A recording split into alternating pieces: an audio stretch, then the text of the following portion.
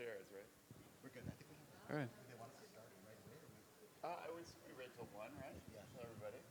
Is the microphone on? Yes, it is. Hey, everybody. How you doing? While we're waiting, I think we're going to start at 1, so we'll give it a minute to let people come in. But I just wanted to see, of the folks that are here, if you're willing to share, given who you're around, whether you have, in the last month, let's say, used AI, and by this, I'm going to be most likely referring to what are called large language models. So this would be ChatGPT, Copilot, Claude, any of these tools. Whether you, huh? Oh, okay, great. Oh, that's great. Okay, thank you. Whether you have used any of these to do any work for your organization, if you're willing to put your hand up. All right, so a handful of folks. Okay, now I'm going to ask a follow-up question to that. Has your organization told you anything about what they do or do not want you to do with these AI tools? Have they given you a policy? Have they said, use this tool, not that tool? Have they said, hey, use it, but don't put any of our donor data into it? Have they told you anything? If anyone has been told anything clearly by their organization about what they should or should not do with AI tools, all right, let's do this again. The first group who said they've used it for work. Let's see those hands again. Okay, now the ones whose organization has actually told them anything about what they should or shouldn't do? I'm confused. All right, well, all right, we got some stuff to talk about here, Danny. Scary world, huh? But now they'll know. All right, your secret's safe with me. I'm not going to say anything, but we are going to talk about this at the session today. And I think, Danny, remember, you're ready to Yeah, we just need to get off? this slide deck up. Okay. You're looking like you can see a slide I can deck. see like half of it, but okay. I'm pretty good You want at me that. to go out there? And No, you're good. Okay. I'll tell you where we're up. We're like a jazz band. We improvise. Don't worry, we don't have a lot of slides. We're not going to read bullet points. We're not doing any of that kind of stuff. We're just going to ask you uncomfortable questions about your use of AI, but it's all right. So we're super excited to be here today. Thank you for having us. So Josh, why don't you introduce yourself first? My name is Joshua Peskay. My title is 3CPO, which I'm happy to explain if anyone cares, but most people don't. But basically, I work with a lot of nonprofit organizations, helping them with cybersecurity, use of technology. I function as what's called a virtual CIO, so for organizations that don't have technology folks in their C-suite, I kind of fill that role for them in a range of ways. And my organization, Roundtable Technology, provides technology services to nonprofits all over the country, but specifically in the New York City metro area, which is where I operate out of. And I'm really happy to be here today. Thank you so much for having me. Thank you. And hey everyone, I'm Gavin. I'm the Chief Strategist and founder of Optage, which is a full-service digital marketing agency. Super passionate about mentorship and marketing. I have my agency, also teach at the university level, as well as have my own academy, which has a special cohort for From Women, which has been really successful since COVID. Also have a really cool podcast called The Digital Marketing Mentor, where we discuss the people in marketers' lives that have made a difference and how they're passing that on to the next generation. So check that out. But yeah, also really excited to be here today.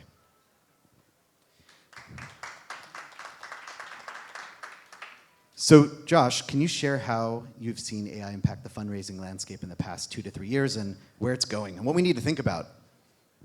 And I'm showing the 3-column slide now. Oh, okay. Well, that'll probably be oh, okay. So I could talk about the slide in a little bit, but what I want to kind of start from in terms of what's changed in the last 3 or 4 years, I think I have to go back to the beginning of my technology career, which is 30 years when I arrived in New York in 1994, I want to say, actually around this time. And learned, I think within a year, how to do my first mail merge. Does anyone remember, is anyone who's like old as me, remember your first mail merge? How exciting that was? It was like the coolest thing ever, right? I can write one letter and I can send it to 100 or 500 or 1,000 donors or constituents, and it's gonna be personalized for all of them. It's amazing. In the last 2 or 3 years, it has become not only possible, but in many regards easy to not write one letter that I then personalize and send to 1,000 different people, but 1,000 letters that are personalized to 1,000 different people and personalized at a level that I don't think is comprehensible to many of us, certainly wasn't to me as recently as 3 or 4 years ago.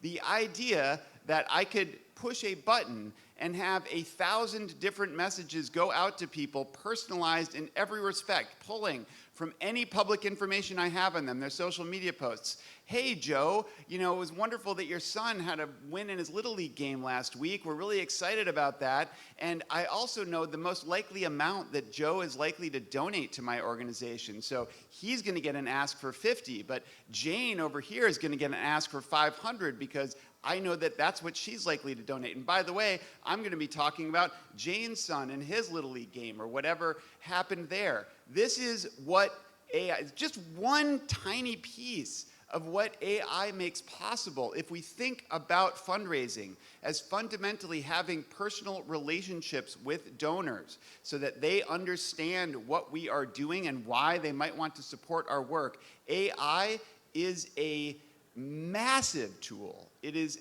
absolutely transformative to everything that fundraisers can do. So that is the start. We'll touch on this as we go through. But Danny, do you want me to ask you the next question, or? No, I think just to add on to that, it's interesting that we have some in the crowd who have touched AI, but there's others who haven't. There is this fear of like, what is it, and how can we use it? And I think what we want to try to inspire today is that there's a lot of ways that one can use it, and you shouldn't be afraid, right? We were speaking about earlier that, you know, if you stand back and let everyone else start to use the tools that are available, you're just going to be at a real big disadvantage compared to everyone else. Absolutely. So let's talk about the 3 areas that Sure. someone can go with AI. So just to point these out, I've been teaching AI a lot of the last couple of years to nonprofits, and I think of these as 3 basic kind of things you can do with AI that are organized around how difficult are they to do, how risky are they, and how much benefit can they potentially bring. And these things are generally correlated to a large degree. So at the lower left, we have generative AI. This is what I'm guessing most of you who had your hands up before have done. You've used AI to generate an image, to write a message, to generate a project plan for something, maybe something more complex. This is a relatively easy use and relatively low risk. It's not no risk, but it's relatively low risk. There's not that much that can go wrong with me asking AI to generate a short email to somebody, as long as I read it before I send it out and so forth. Now, as we go up the kind of graph here, we have analysis. So this is something that is incredibly powerful that many people don't know you can do with some of these tools. I can take 6, 7 disparate spreadsheets of data. I can dump out stuff from HubSpot, from Constant Contact, from MailChimp, from other programs, and I can dump it all into one of these large language models and say, hey, look at all this data and tell me stuff about it. Let me ask questions. Okay, I can also put in 100-page, 200-page documents and say, give me an analysis, a summary of this. Now this is incredibly powerful, more risky, because is that data protected? What happens to that data after I put it into the model? Also, these things will make stuff up. So if it gives me bad data, I need to have some way of validating that, or that could be extremely bad if I take actions based on data analysis provided to me by a large language model that turns out to be wrong. Right, that would be a problem. Now, automation is really where it starts to kind of get mind-blowing. I'll give you an example from a project that I'm working on at my organization. Our salespeople have asked me for this project. I have an AI intern working for me this summer, and this morning we got our first test case working. So our salespeople wanted to basically scrape job postings from LinkedIn. Any nonprofit in the New York tri-state area that is posting for an IT job is considered a prospect to our sales team. So what they asked is, could we scrape that data every week, all right? Find the contact information. Who is the decision maker for that job posting? Generate an email message to that person from Roundtable Technology, personalized to determine, and then put it in the drafts folder of the salespeople so that they can review. They just go into their inbox every Monday morning. They have like 20 draft email messages that are sent to these decision makers that they know are posting jobs. That is an example of automation at a very low level. All right, at a high level, the AI, we actually give it what's called agentive abilities. We actually say within a context, you can communicate with these people and attempt to like book a meeting with them. I start giving it what are called objective functions. Try to achieve this objective, right, with these parameters around it. As you can imagine, this is incredibly powerful capabilities, but extraordinarily dangerous on a million levels, right? So these are sort of the breakdowns, the different kinds of things just to get your mind flowing of capabilities. These are capabilities that are not in the future, that are not coming in 6 months. These are capabilities that exist now, have existed for 18 to 24 months, and that people are just figuring out how to take advantage of in a safe, ethical, responsible way, more often in none of those ways. But that's a separate story, so. So definitely have a lot to consider of what you want to do and how you want to approach AI. So we're going to talk about an example of using AI. So just a little story. So I think about a year or two ago, I consulted with a large Jewish organization in Crown Heights. And part of my session with them was about personas. For those who don't know what a persona is sort of like your ideal image of who you're speaking with. And most organizations, you're not just speaking to one person, right? You might be speaking to the father of the household. There might be the mother. It might be an older bubby who has a lot of money, right? But the point is that you're going, and a lot of organizations, when you're putting out your marketing material, you kind of, it's like one message, and you're not thinking about who am I speaking to? Now, we'll talk about like tools and AI can help get that message more specific. But a lot of people, so when I was in that room and brought up this idea, it's like, wow, not every social media platform is for everyone. You might be speaking to a certain audience, and maybe the content they want on Facebook is going to be very different than the content that they want on YouTube. So kind of merging the marketing and the AI together, let's give an example of how you can use AI to help build a persona so that when you are creating your marketing efforts, you have a target. You have that picture in front of you to be like, okay, who am I actually speaking to? And what I'm putting out there, is that actually going to resonate with them? So we can talk about the GPT. All right, so this is a GPT, which is essentially like, if you think of like prompts that people build for large language models to do things, OpenAI has a product that's called GPT, where you can create a kind of custom-built large language model that then you can put out in the world. This is actually out in the world. If you have an OpenAI ChatGPT account, which is free, they actually allow you to use GPTs, you can use this. You can go find it in the store. Just look for it by that name. So it's called the Persona Factory, and it makes audience personas for marketing people. All right, so if we go to the next slide, I went ahead and asked, I want to get donors for a nonprofit in New Jersey that serves synagogues. And it then asks me, I've customized it so it will ask you a couple of descriptor questions so that it can build these personas a little bit better. So I give it a description of what I'm looking for, and if we go to the next slide, now here are my user personas, and it made 5 for me. I'm showing you 2 because the screen's kind of small. So just to read one, so persona 2, Sarah Cohen, demographic 38, female, pediatrician, Short Hills, New Jersey, primary goals and motivations, support educational programs, key problems and pain points, everyday activities, notable quotes. So that's kind of cool. I can have it make 5 to 100 of these, 500 of these, within a handful of minutes. This entire process, start to finish, building the GPT, testing it, creating these personas, was maybe 20 minutes. So the next thing you can do, let's say I want to send out a campaign. I can test my campaign against this audience. I can ask GPT, how many people open it? How many? Now, is that perfect data? No. But think of the ability you have to test messages against audiences.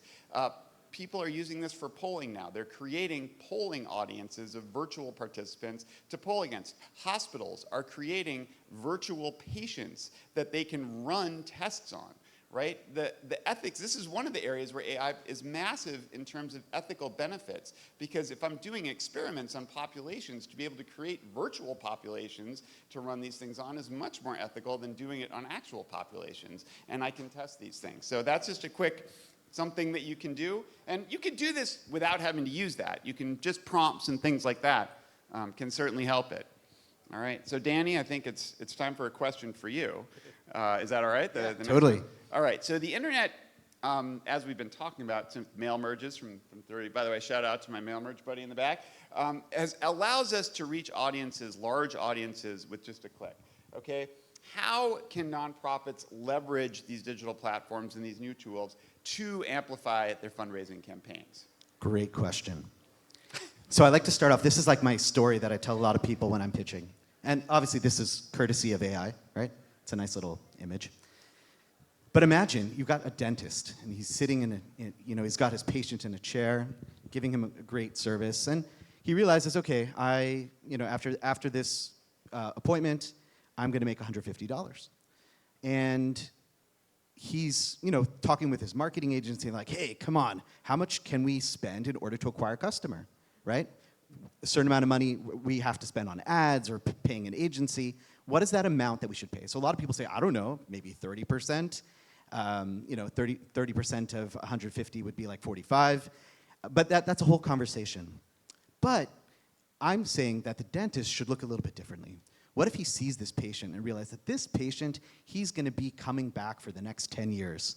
He might, God forbid, have a couple root canals or crowns. That could help. But over time, really, this patient, he's worth $5,000.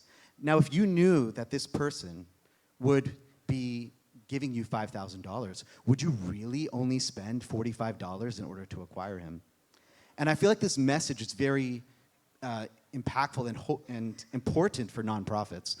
Often with nonprofits and fundraising, right, it's year to year, it's campaign to campaign, and sometimes we're scared to spend the money in order to acquire or even, to re-engage and so on and so forth. But if we're looking at it from a customer lifetime value, the same way that e-commerce companies are looking at their advertising, because you think about it, like e-com companies, often when they acquire that customer, they're not profitable off that first purchase. More often than not, they may be losing on the first purchase. So if we can come along and look at fundraising the same way and realize that we have an individual who, please God, through our other marketing efforts and through our support, they're going to come back to us more and more. Let's not be afraid to come in and actually spend that money in order to do the marketing. You want me to ask a follow-up, Danny? I've got one more about strategies. So what strategies, Danny, have you found are most effective in engaging donors online specifically and keeping them connected to the cause?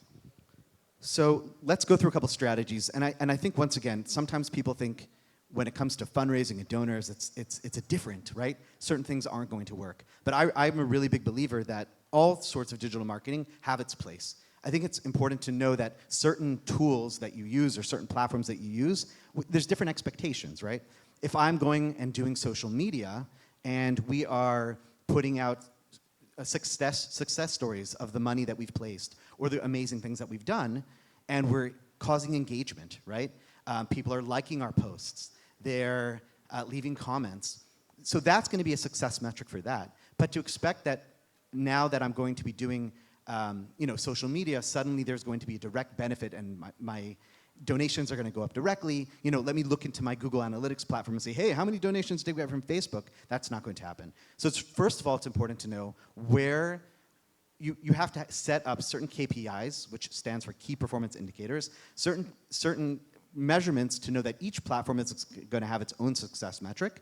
And let's not think, if I want to win a race with a buggy, it's not necessarily going to work. I really should be driving that Porsche.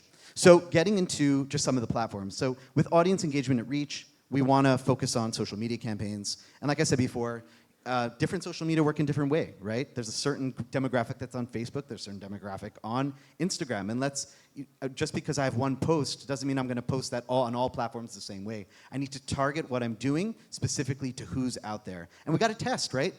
Just because something worked really well for another organization doesn't necessarily mean it's going to work well for you, but let's try it out. and see how it goes. We shouldn't be afraid to do that.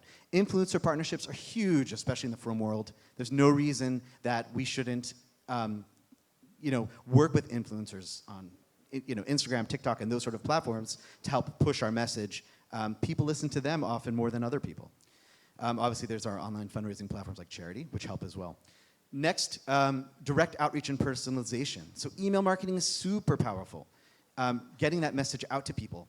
And we can talk a little bit about this further, but once again, having just that batch and blast, where we're literally taking our 15,000 contacts and sending that same info, that's so outdated. You can't do that.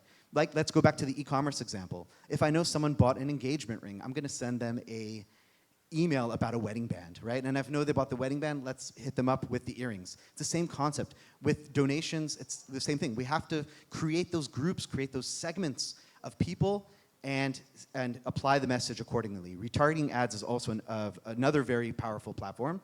On most ad platforms, you have the ability to upload data, and for example, emails and phone numbers, and you can retarget people, which can help. Sometimes people think it's a little scary, but it can really, really help. We know that even if someone gave me a donation about a year ago, I'm not necessarily top of mind, but if I can fire on all cylinders, maybe that's the one thing that's gonna push them to actually go and give a donation.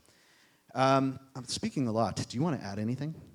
This is your area. Okay, I just want to make sure. I'm not a fundraiser by nature, so it's a... Okay, cool. Yeah, or by practice. So area 3 is going to be content and optimization. Content is still a really big thing. We know that SEO, a lot is changing. AI is coming into SEO. We know that coming to Google. We've got these AI overviews. And so the world of SEO, that's for another time. But it is definitely changing, and it's really the Wild West, just like it was 20 years ago when search engines just came out. No one really knew, how do I get my website on there? And when it comes to AI, we're still learning what's going on. But content is really good, and it's really important. Having content on your website, making sure that you're an authority in what you do, right? So I work with an organization, and yes, they do, they provide charity in Eretz Yisrael. But we want them to be an expert in the eyes of Google of everything charity related. So even if it's a topic 3 or 4 levels away from what they do, but we want them to be the destination for everything related to tzedakah, everything related to charity, and that's going to help by creating that content. UGC is important, so finding a way for the people that you've helped. It's a little bit more difficult in the fundraising arena, but giving motivation to people out there to share those stories, having that natural content and using that to display your efforts is very, very powerful. But you got to be, obviously respectful in how you do it. And sometimes with some organizations, a lot of the things that you do are a little bit more sensitive in nature. So you kind of have to walk that carefully. Finally, it's all in the tracking and analytics. If you can't measure, then you don't know what's going to happen, right? So if you spend money on AMI Magazine, and you spend money on Yeshiva World News, and you spend money on Google, but if you're not tracking any of that, and you say, oh, our campaign was so good, but it could be that the reason it was so good is because of that one ad in AMI. It had nothing to do with the Google ad campaign. So it's really, really important that you have to track and be able to measure.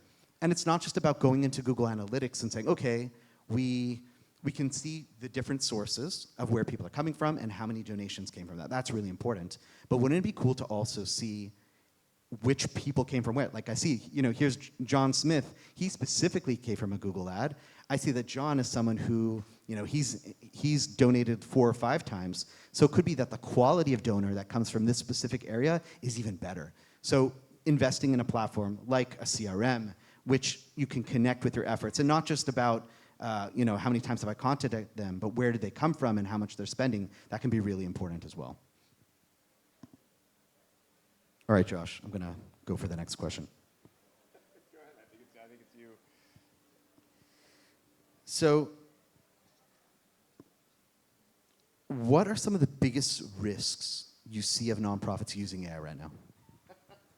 Okay, well, let's back up to a point you made earlier about the total lifetime value of a donor, and something that is very important if you're going to understand what your CPA, or your cost per acquisition of a donor is, and how much you're willing to spend. So let's say one of our ambitious folks over here who raised their hand when I said are using a large language model, you're listening to this today and you're thinking to yourself, oh my God, this is fantastic. I'm going to take what Danny told me about total lifetime value of a donor. I'm going to take what Joshua said about dumping this into ChatGPT, and I'm going to do analysis. I'm going to dump out everything from our fundraising system. I'm going to find out what the average total lifetime value of our donors is, because I can just do that. I don't even need to be a data analyst. By the way, that's all true.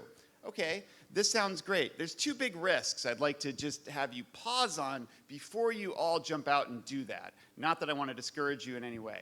Number one, what are you exposing that data to when you upload it? What did you just give all your donor data to? If you're using a free OpenAI account or a free Claude account from Anthropic, right, or a free Microsoft account, you have just exposed all of your donor data to that model to be retrained. And it could be, in theory, pulled out of that model by another user. So you've effectively breached yourself, right, of all of your data. That's a problem that we should probably, or a risk that we should think about. Now, the second piece is, let's say that you manage to have data privacy. You're paying for an enterprise ChatGPT account, you're paying for an E5 or E3 license for Microsoft, so you've got data protection on that data. You put it all in there, you do the analysis, and it comes out and it says the total lifetime value of your donors is $1,050. Great, we can spend $500 on cost per act. You go tell your whole team, you tell everybody, and your whole fundraising strategy changes based on that, except it's just wrong. It was just a wrong answer. It was actually like $115 total lifetime value, but it was wrong, and you didn't know to validate and make sure that there was at least some common sense element to that, so now your entire strategy is based on erroneous data. These are the two fundamental risks of using AI. Number one, going in. Exposing data that is going into the model if you are not confident in the data protection. That is risk one. Risk two is coming out. Validating the information that comes out and making sure it's not bogus, because it often is. And these large language models are like mansplainers extraordinaire. They're just as confident when they're wrong as they are when they are right, okay? So you have to be able to validate. Now, as a risk person, as someone in cybersecurity and who deals with risk teams a lot, there is a risk to doing something. There is a risk to not doing something. And if the rest of the world is going to be using these tools, and I am in some level competing against them, I may be at a very serious disadvantage if I am not using them. Also, Danny was talking about the impact that these models are going to have on the way SEO works, the way content marketing works. I'll give you one very quick example. A few years ago, I was asked by my marketing team to write an article on the New York Shield privacy law, because this was something that was trending. And they said, let's get an article out there so we can be in the top of the search when nonprofits are searching for that. And we were, right? Now, someone goes to Copilot or Google Gemini, and they get the little Google AI summary that tells you to eat rocks and put glue on your pizza, but it also tells you, right, about the New York Shield law, as does Copilot, as do these other ones, and they give you this lovely little summary. Now, Copilot is nice enough to show you resources of where it gets it. So I click on that, and it goes right to my article that I wrote 2 years ago. So now, all that SEO work doesn't help us at all, because all people are doing is getting an answer, and unless they bother to click through to the resource, we have lost that. If you aren't using these models on a regular basis and knowing the capabilities of them and seeing the impact they have on other things you do, you're just going to be trucking along doing the same thing, not realizing that you're just throwing things into a black hole that no one's ever going to see. All right? And you have to be able to understand that. So then when people hear that, it's like, oh my gosh, SEO is dead, right? Search engine optimization is dead. AI is taking over. So I think it's not dead. It's just changing. So how many remember back in 2000 when like the first search engines? Some people do, some people don't, right? Some people weren't even born then. But you know how they worked? Like it literally was alphabetical order, right? Like go to Yahoo, and then it was like a phone book.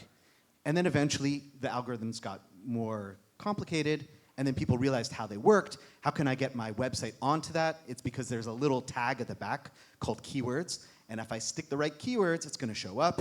Google realized that that's going to, that doesn't work because people can spam it, and they came up with their algorithm. But just like there was a Wild West back then, we are coming back to a Wild West of now, and there's going to be a way to optimize as well. So I'll give you another example. Recently on my podcast, I interviewed a really cool guy, Will Reynolds, someone I look up to. And what he does every single day is he goes into different AI, and he gets information about his company. Like, tell me more about my company. And he wants to see, like, what's the AI coming up with? And he saw, interestingly enough, that one day, that it said that they have locations in Philadelphia, in San Diego, and in London, right? Really weird. Why is it weird? Because they don't have locations in London. They don't have a location right now in San Diego, but they had one. So the question is, why? Why is the AI coming up and saying that I have a location in London? And the only thing he could think about is because he has spoken at a lot of conferences in London. And it's interesting that the AI, for some reason, found that piece of information, connected it back, and came up with that. Now, I'm not saying that's just, right, it's a mushel, it's a parable, but the idea is these sort of concepts of how can we optimize against the AI, what can we do? Yes, right now we may not see exactly how to do it, but I think just like before, 25 years ago, we didn't know how to optimize for search engines. I think we'll get to a point where we will be able to optimize further. So I just thought it's an interesting story. So we're down to 10 minutes, Danny. What do you want to do with our questions? Do you want to skip around and go to Q&A, or you want to keep going through? I think before we go to Q&A, any other cool AI tools that you want to share with the crowd? Yeah, sure. I actually was wanting to skip to number 6, which is your current favorite AI use case. So we're on the go same first? wavelength. Yeah, you go ahead. Okay. So my current favorite AI use case is going to be unusual because, as you can tell, I like talking. And so the current version of ChatGPT, the 4.0 version, has both a desktop app and a mobile app. And this will sound perhaps a little wacky, but a very common workflow for me over the past month is as follows. I like to go out for walks or runs in the morning. So I will upload a couple of documents to ChatGPT so that it's there. I then grab my phone, walk out. It's the same account. I now talk to ChatGPT while I go for my run or my walk. This could be for an hour, 90 minutes, however long I have to go out before I got to come back and get my kids to school. So when I finish this conversation, and this could be, here's the transcript of a meeting I had yesterday, here's the report I need to write, here's a draft of another report that I wrote that's similar to this one. What I'd like you to do is help me write a new version of this report based on this 90-minute meeting that I just gave you a transcript of, and read it to me so I can give you feedback on it. It is like I am talking to an intern that is infinitely patient and does all of its work in about 2 minutes every time I ask it. So I go back and redo the report. 2 minutes later, I have a new version of the report.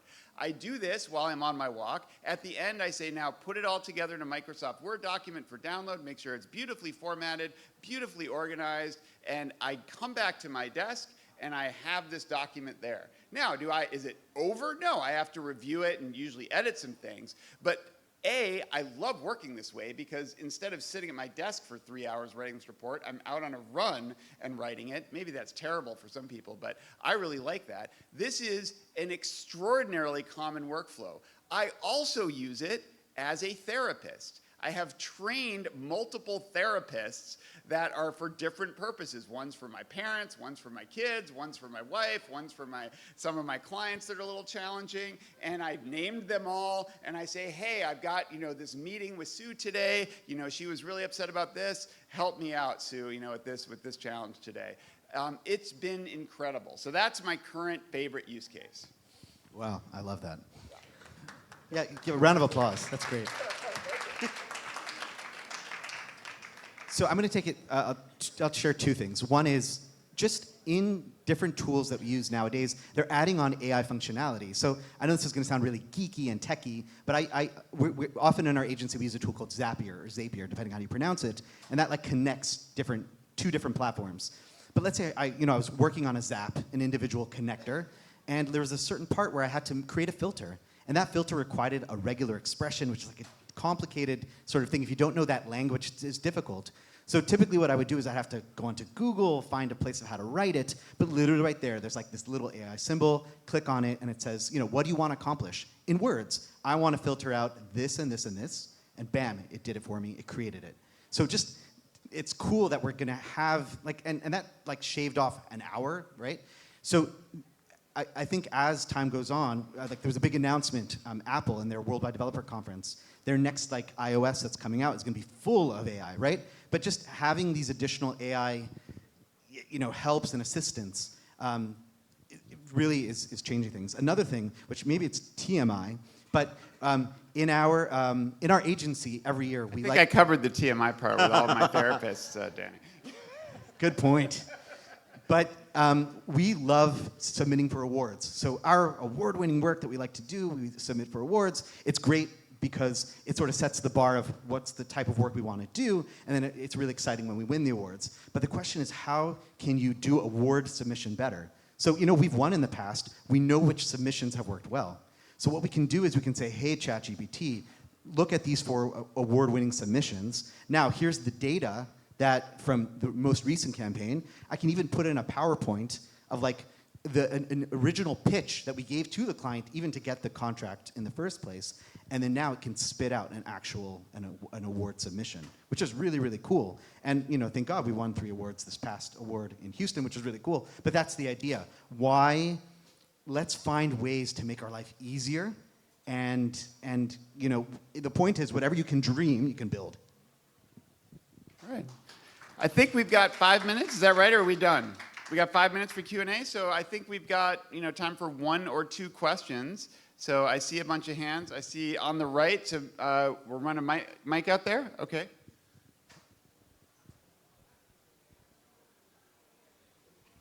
Thank you so much for all the information you gave. What's the best way to learn about ChatGPT and how to use it? I mean, you're just throwing things out for us people who it's just right now something on our phone or our computer. What's the best way to get educated? Want to take it first, or want me to take it? So I'm actually building a prompt writing course this summer, which is pretty cool. So that might be something coming up. But honestly, you can even use ChatGPT to teach yourself, right? You can go into ChatGPT and ask it, hey, I want to learn how to do this with you. How can I do it? And it will actually give you the directions of what to do, which is pretty crazy, right? So, but the point is, it's there. Speak with it, and it can actually teach you. But go ahead, Josh. What do you think?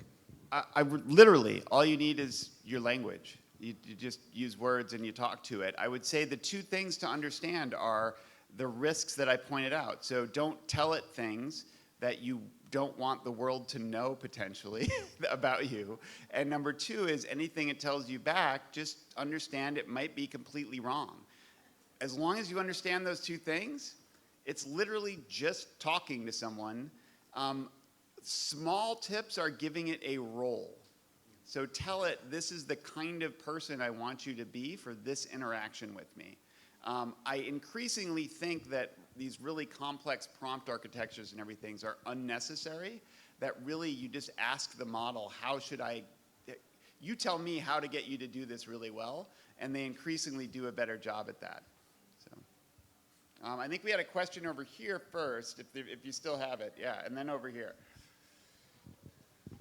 Can you share a personal, where AI messed up, you mixed up your therapist, you got your wife's and your wife's got yours?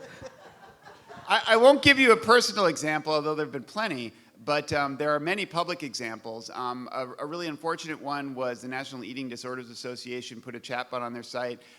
It had been up, but then a large language model came behind it. Within a week, it was giving teenage girls coming for eating disorders diet tips.